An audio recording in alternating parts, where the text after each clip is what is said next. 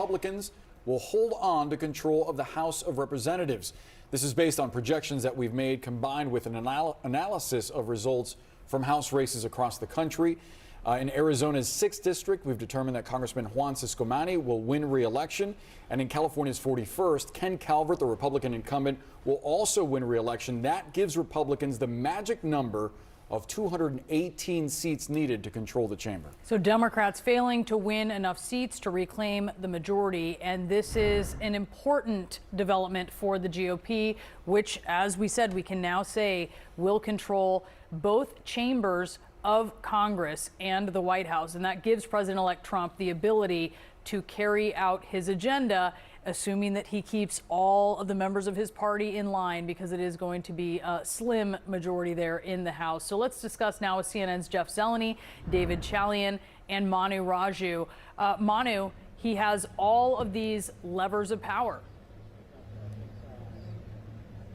Yeah, single party rule is back in Washington. Remember, that's what Joe Biden had right off the bat. This is what Donald Trump had right off the bat in 2017 and 2018. He had single party rule then. He will have single party rule again. This is a Republican Party that is much different than it looked like when last time he was in town. There were more critics of Donald Trump back then. There are fewer critics right now, and Donald Trump will be able to work his will over the House GOP. No question about it. There's a very much a Trump House Republican conference, and just a huge blow for Democrats who had hoped that they could flip the House. The House had very few competitive districts. There were millions of dollars were spent in key districts like in California, in New York, and in the suburbs, and in places like Arizona, places where they thought they could pick up seats, places that Joe Biden won, some in cases by double digits back in 2020. But given Donald Trump's gains across the maps, the Republicans down ticket were able to ride his coattails, and now they will have power in the House, subpoena power in the committees. Once again, also the ability to shape and drive legislation on the floor, put whatever they want on the House floor. Then it will go over to the United States Senate, now run by Senate Majority Leader, incoming Senate Majority Leader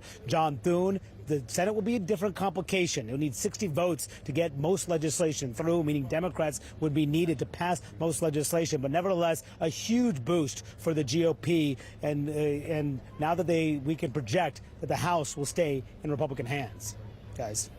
And Manu, there have been some questions about whether House Speaker Mike Johnson would retain leadership of his conference in that chamber. Chip Roy of Texas suggested that he might face a leadership challenge. Of course, that came before we heard Donald Trump's endorsement of Speaker Johnson earlier today. What are you hearing about his chances? Does he have the votes? Yeah, look, today Donald Trump said to his colleagues, to the GOP members, he supports Mike Johnson staying on. And they had a leadership forum this morning, and no challenger emerged for Mike Johnson, meaning that he is poised this afternoon to be nominated by his conference to be the next Speaker of the House. But here is the catch. On the House floor in January, he needs to be able to get 218 votes, meaning depending on what the final number is, we don't have the final number of House Republicans, but let's say there are 222 Republicans. That means he cannot lose more than 4 Republicans on the House floor in order to become elected Speaker of the House. And I caught up with one of his main detractors, Marjorie Taylor Greene, who behind closed doors today pressed Johnson and also yesterday to me criticized Johnson for not having a bigger House majority. We should have a major majority, a super majority, but we don't. And we don't have that, I think, is based on the performance of this Congress. This Congress has had a lot of failures in the eyes of our voters, in the eyes of the American people. The American people gave a mandate last Tuesday of the types of policies they want, the agenda that they want, and that's President Trump's policies that he laid out on the campaign. Is Speaker Johnson to blame for that?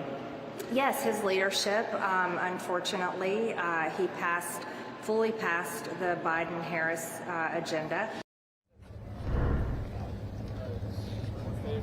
Now, Johnson told me yesterday he's not concerned about the votes in the House in January. He thinks he'll ultimately get there. He believes Donald Trump will help him get there, but just shows you, again, a razor-thin House Republican majority like they had at the beginning of this Congress and throughout this Congress, which has given them fits all along, led to the ouster, of course, of Kevin McCarthy, the last Speaker of the House. So the question will be, will those detractors like Marjorie Taylor Greene fall in line, or will they complicate the Republican agenda and getting a new Speaker in January?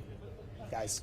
All right, Mani Raju live for us on the steps of the Capitol. Thank you so much for that report. Let's discuss now with CNN's Jeff Zeleny and David Chalian. Just to be clear, though, he didn't fully pass the Biden-Harris agenda. In fact, he helped sink a key part of it, which was the bipartisan immigration deal that was struck in the Senate with Joe Biden to effectively help Donald Trump on that issue. I just think we should say credit where credit is due, Marjorie Taylor Greene. But let's talk about this is a